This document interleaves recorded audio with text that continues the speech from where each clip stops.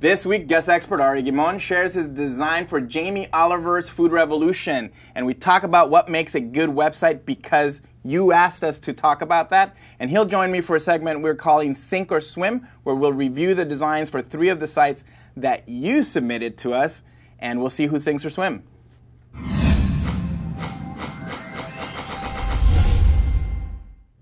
So welcome to episode numero 4. I am your host, Jose Caballero, co-founder and chief creative officer of digital agency The Group. And every week, you ask business, creative, tech, and marketing questions, and myself and our guest experts, like Ari today, will answer your web design questions.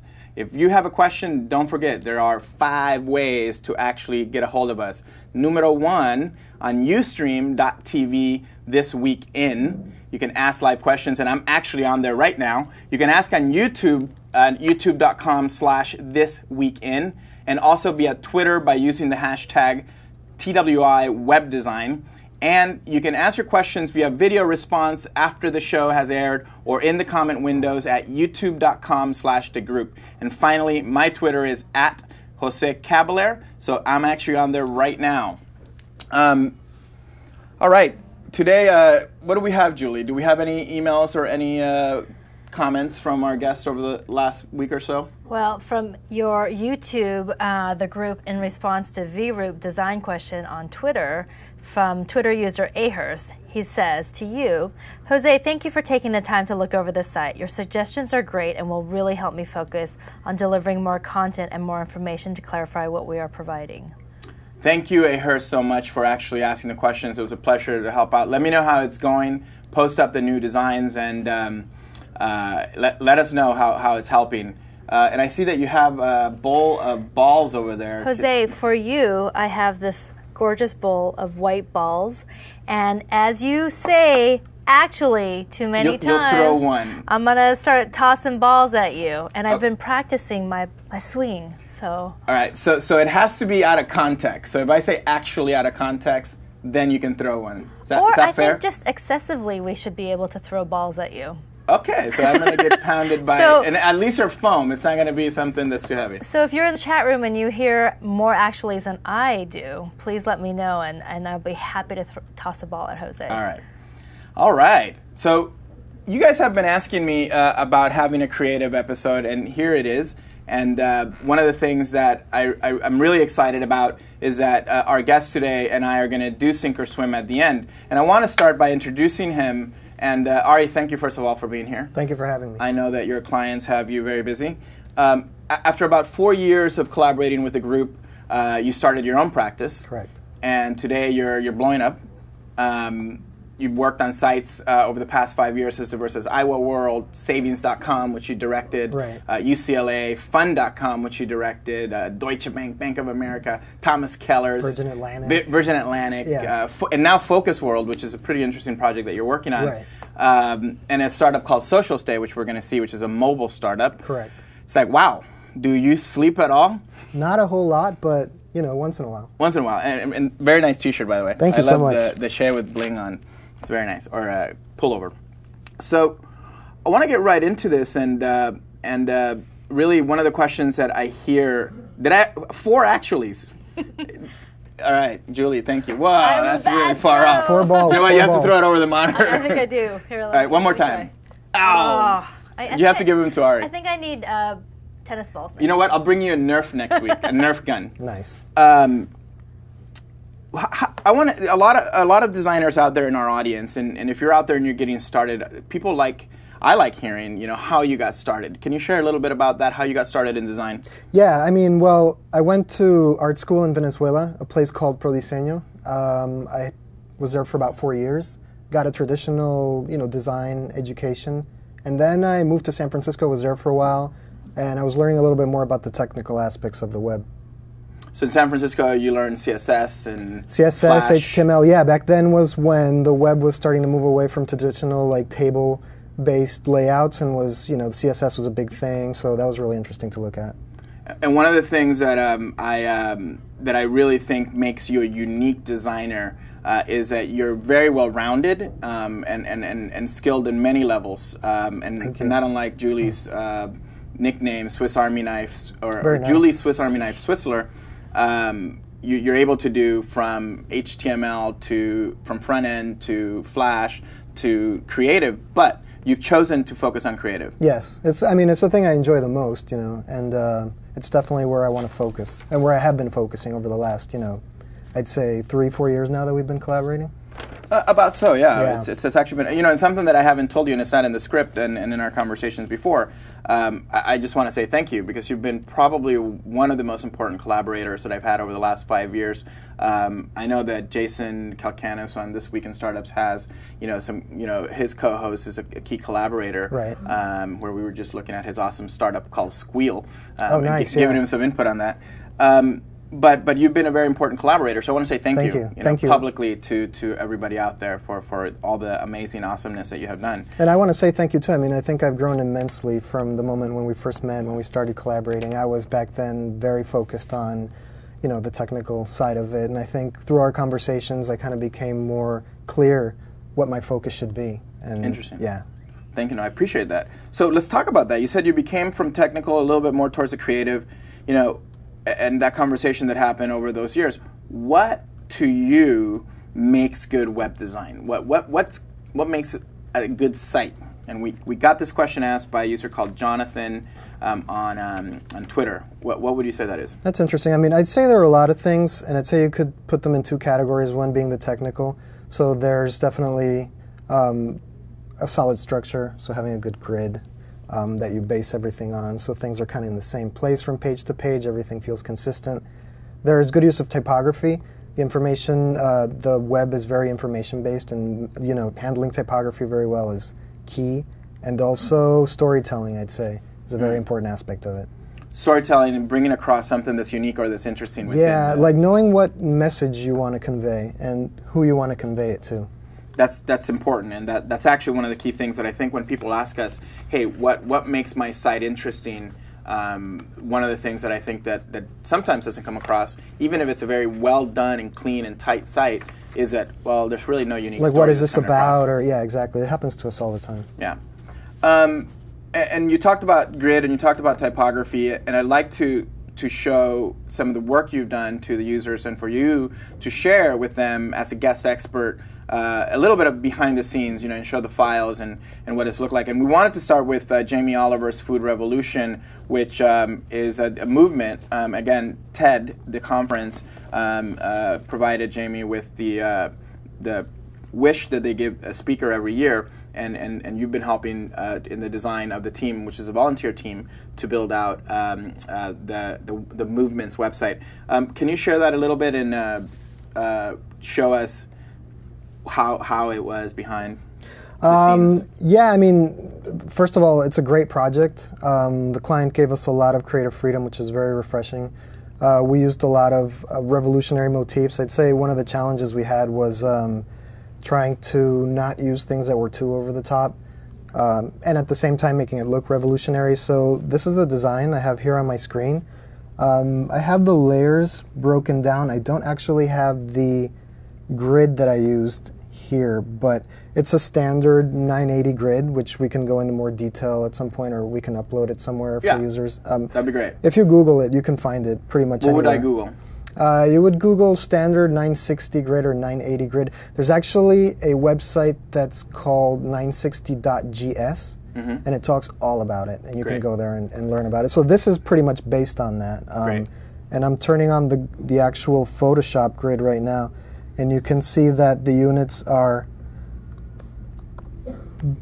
10 pixels and 5 pixels, which is pretty much what I work on, and the grid is a 12-column grid based on this Photoshop. So are you telling me that you actually measure as small as 5 units, 5 pixel units? Yeah, 5 units is like the smallest kind of like measurement that you move stuff around with, but in some cases where you do like 1 pixel rules, it even gets smaller than that. So the standard unit is 5. So again, if you're out there and you're trying to figure out the science and the magic behind a website, what Ari just said is that even down to the 5-pixel unit, you're actually using that to measure the height between buttons. It's not arbitrary. It's not arbitrary. And that's what makes it look really tight and professional. Definitely. Yeah. When you're doing the Photoshop files. And when you're being consistent with spacing, like you're saying, so between paragraphs it'll always be 10 pixels, between buttons it'll be a certain amount, and you follow that all the way through on all the pages. It really makes it look tight.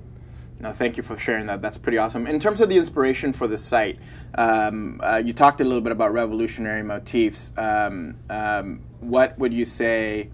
The question that just came up from Randy and Randy, in web design, are certain colors preferred over others depending on content on the site? Interesting question. I'd say definitely. I mean, something that's really interesting that we deal with a lot is the use of the color green, the use of the color red. In certain contexts, red means something's negative. Particularly in this. In a financial site, you wouldn't use red. Exactly. You wouldn't use red unless it's like a negative balance or there's an error somewhere. You wouldn't use green unless it's money or something. It's a dollar amount.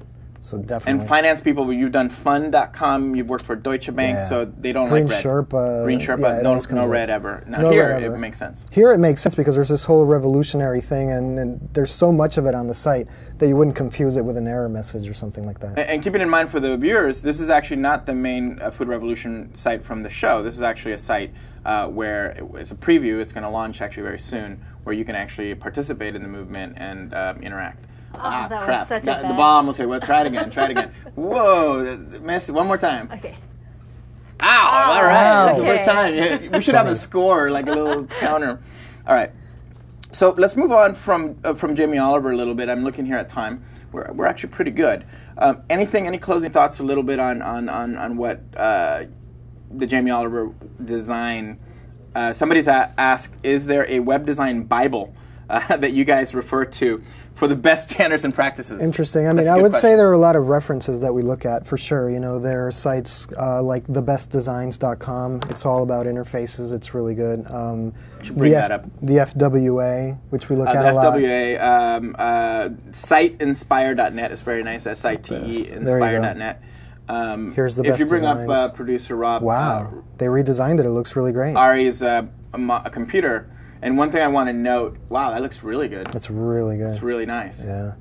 And to answer the question about the Bible, when I started in 15 years ago at 96 or so at Razorfish in New York, I was just out of school. I was 23.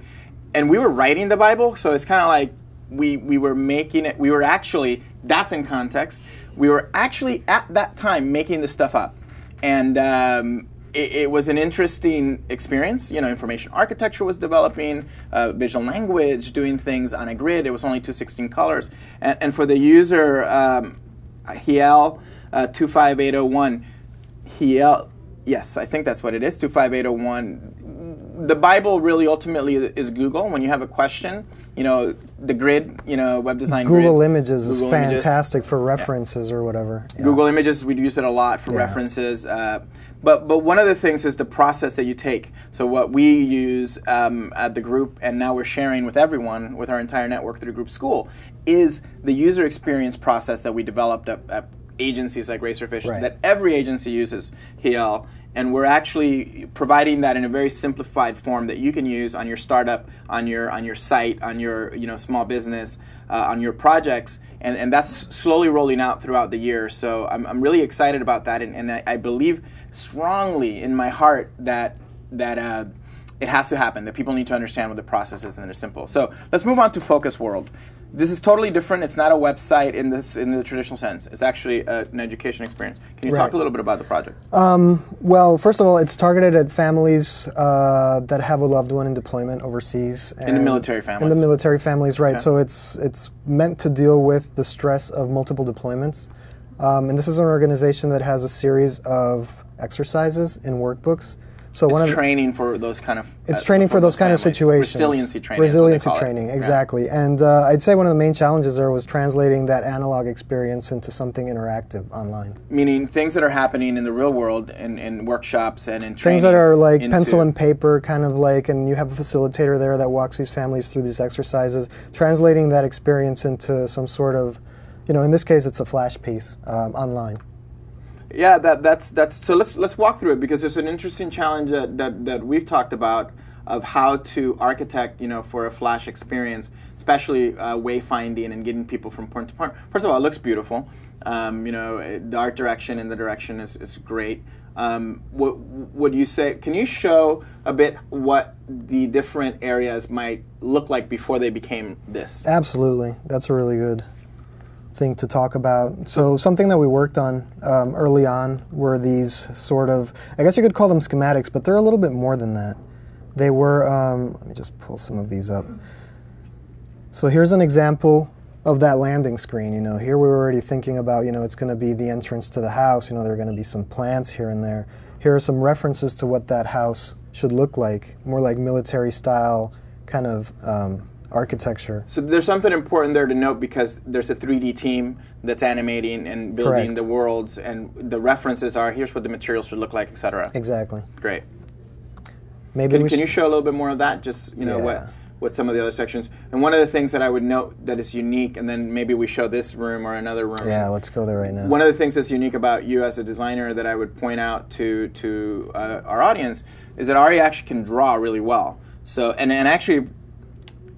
and for the first time on the show, we're actually both using Wacom tablets, which is amazing. I never use Wacoms, and I learned to use them from you by reviewing work and collaborating, and now I can't use a mouse. Like, I use it even to do my email. So Wacom tablets are pretty awesome. Wacom rocks.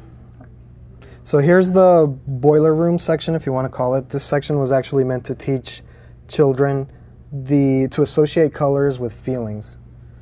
So this is what it looks like, and if you go back to the actual wireframe schematics that we did, I mean, it's pretty similar. It's pretty similar, and that's descriptive of what the experience is in black and white. And then we had these references of, like, this is what the boilers are going to look like, etc. And the narrative had to, you and I both worked very hard at actually figuring out what the story was. Correct. And the end metaphor became a house. Right. Yeah. It's like the Hollywood pitch is, Honey, I Shrunk the Kids meets Toy Story meets, training. Exactly. Here's the kitchen section, so you'll notice, here's the pie and all this stuff that we have here. Here's a book where you can actually set goals for you and your family. And then if we go back to, let me see, where was that? Well, and there's what Here's it the looked like. kitchen. Yeah. Here's what it looked like, and it's amazing. I mean, they did exactly what we told them to do. Here's like all the elements that we specified, and they're in 3D. Pretty awesome, pretty amazing. So from wireframe to reference, then to the thank you for sharing that really, really awesome work.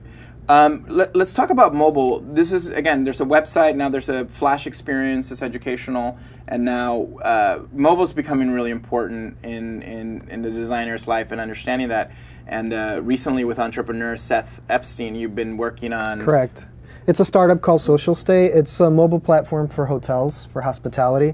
So basically what you do is you sign on to this thing as maybe a hotel manager, you create an application, put whatever colors you want, you can upload your logo to it, and then you can distribute it through the iTunes store. So basically what that allows these people is to bypass the whole process of assembling a team to create an application.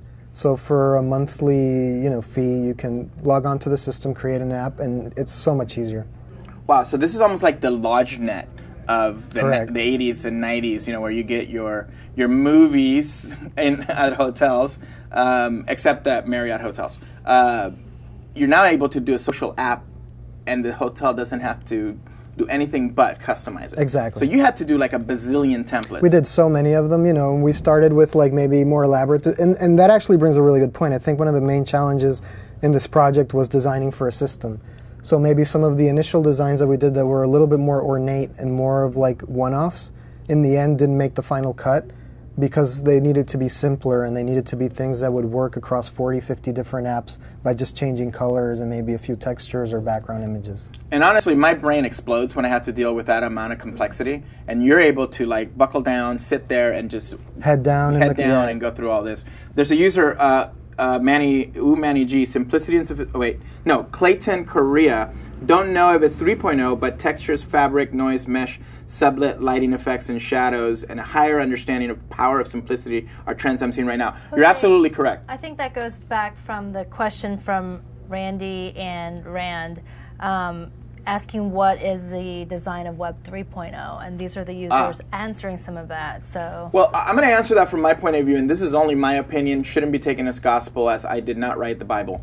You know, that trend was in 2010. I was actually pulled out, and every year we get hired. The group gets hired by one of the world's largest technology companies in the mobile space to do trend research, and that came up early in 2010, and we saw that textures, you know, simplicity, big modules. So you're seeing it now go mainstream, and the one thing that video. Word is video. 3.0 is all about interactive video overlays, and it's at its infancy right now. And actually, I just saw.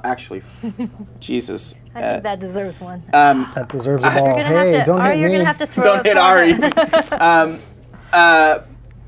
Thank you. I saw that Mahalo in the announcement pivoted into education, into learning, and to me, 3.0 is all about, especially in this economy, especially in the 21st century, where things were video. That's my prediction for 3.0. And mobile and video. I'd say like removing yourself from the platform, you know, so it just goes across anything. And I think that's something that we've begun to do with some of the projects, where we're not thinking so much about just a website. You know, we're thinking about what does the iPad app look like for this? What does the iPhone app look like for this? I mean, there's so many possibilities now. I love that because when I was at Art Center in 93, 94, we were doing all these crazy experiments and like, whoa, and we're doing the future of interactivity, and obviously that didn't really work out. And my guest next week, you know, talked about everything that can be digital, will be digital, and everybody was very disappointed when that didn't happen in the 90s. Right. But it's happening now. Totally. This is probably one of the most exciting times. Do you want to share some of the screens?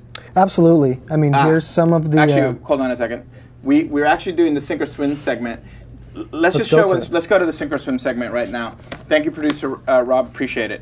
All right, so in the 10 minutes that we have remaining, and let's do the Sink or Swim segment. What do we want to start with? Let's start out with the first one is the user Jen Finch. Thank you, Jenny Finch, Twitter user, and her site is a photographer's site.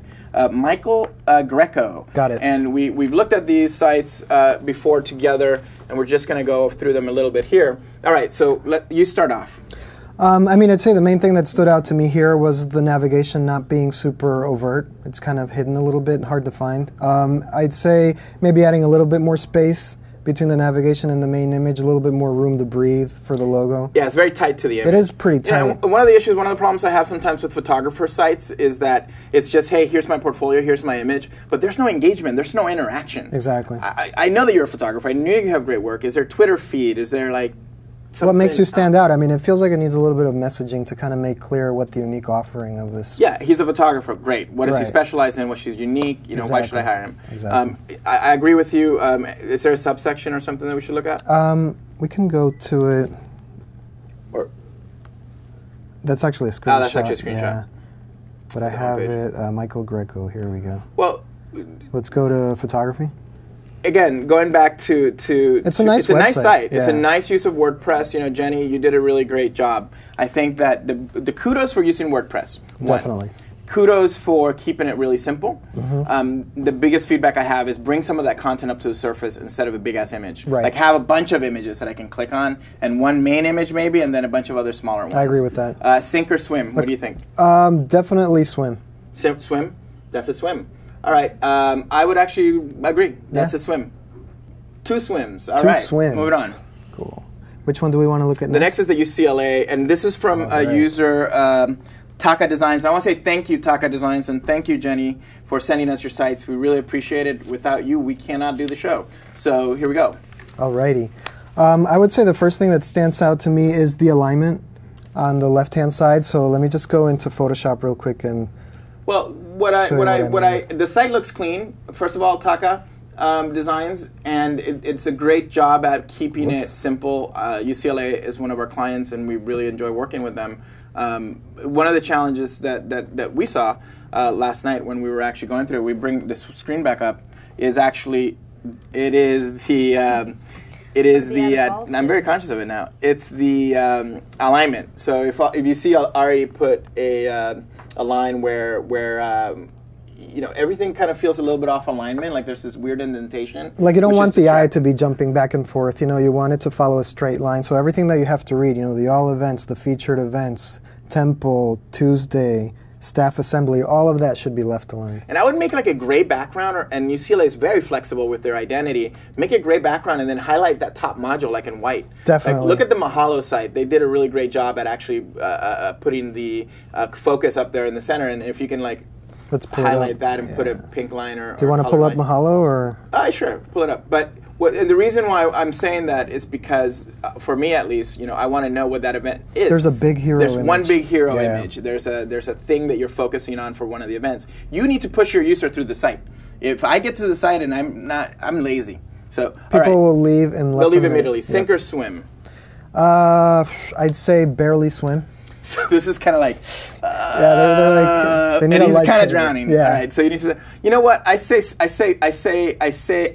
like Yosemite Sam. No, don't put swim up. I actually say, that's a delay. I would say sink. Okay. It just is too bare bones and It's too not there yet. It's not there yet. Yeah. And again, Taka Designs. Hopefully that helps, but it's definitely I mean, and I think there are a couple like small moves that he can make to really change the, just the impact of it, I think. If he aligns it, I'll give him a swim. If he aligns everything straight and gets rid of those big arrows that go back and forth and Yep. put him outside of the alignment, Yep. which might be hard if they're using Drupal. You got to smack it around until it fits and But shape. there are other solutions like what Mahalo's doing, you can do something like that or, just something a little bit cleaner. A little bit cleaner, exactly. Get your users focus on something and make the experience really light. That's what Apple does great, is that they just make it so smooth. It's Right. like butter, and that's typography. And you've taken tons of typography classes at Art Right. Center, at night, when you were in Venezuela, so you really got... And you never really do learn enough. It's always, there's always more to learn. Get a lot of typography books. So the last one is from Twitter user 13Bry, and this one, holy mother of Jesus, it's a flash site, and I want to ask the user. I'm assuming this got launched in the 90s at some point, or in the early 2000s, and it's a flash site for I think what looks like a computer consultancy, IT, setting up your computers. Ari? From the size of it, I want to agree with you. It seems like those sites, you would see a lot in the 90s, or were really little. They were contained in a box. They 640 had the by flash 480, and yeah. a lot of animation and a lot of stuff. Get it out of Flash.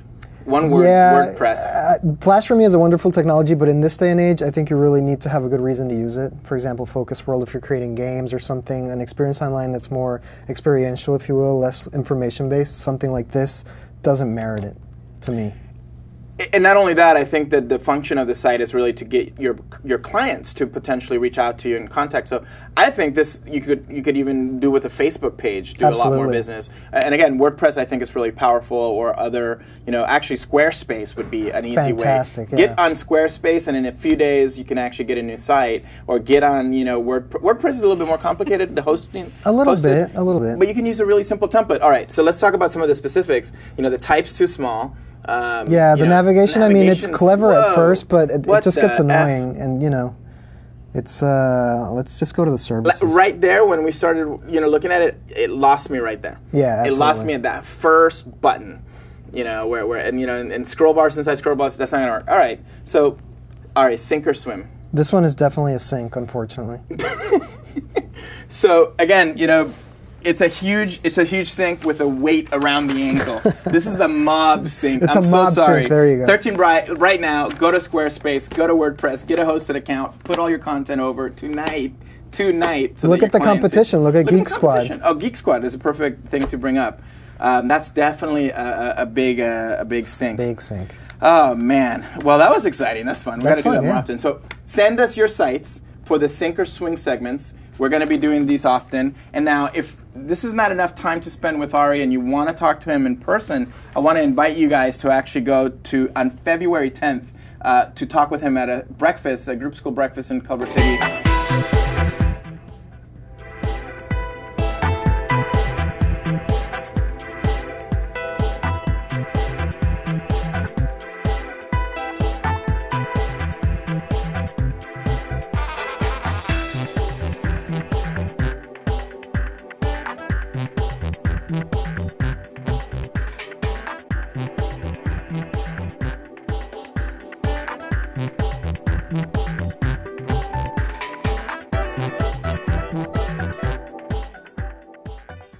Go to groupschool.net and use the code TWI Web Design. TWI Web Design. You'll get 50% off. It's $25 and 50% off is $14 or $13.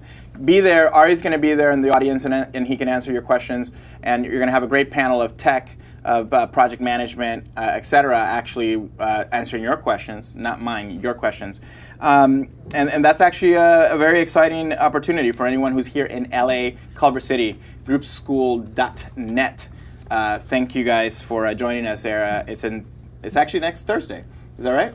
Yes, but you get a ball for that one. For actually. And Julie's going to be there also, and I think we should bring the foam balls. Jose, can you tell them real quick where to go to submit their websites? Yes. Please submit your websites either at my Twitter, right here below, at Jose Caballero. On the videos, when they're archived on YouTube, you can also put it, but Twitter is the best way of doing it. Just at Jose Caballero. I've gotten all of the ones that are on today came through Twitter. I want to talk about my guest next week. First of all, Ari, thank you so much. Thank you for having me. This was really fun. And you're going to be a regular guest, and we're going to do Sink or Swim a lot. Let's do it. Next week, my guest is Racerfish co-founder Jeff Dotches. He's a CEO of the Dotches Group out in Austin. We're going to talk about his role in starting one of the first digital agencies in 1995, and now as founder and CEO of the Dotches Group, the world's largest social media consultancy, after having Austin Ventures invest $50 million in his prediction that everything that can be social will be. And I promise you, I'm jumping out of my seat, that this is going to be, without cussing, an amazing show. You can't miss it. Next Tuesday, the same time, we're really going to talk about both the history, but really focus on social. Is social media really as big as it is, and it's going to be what he predicts is going to be? And you know what? I'm betting all on black. I think he was right back then, and he's right again. So join me next week. Again, thank you so much. Everyone who was in the chat room, we really appreciate it. Sink or Swim is really insightful. Thank you. We'll see you next week.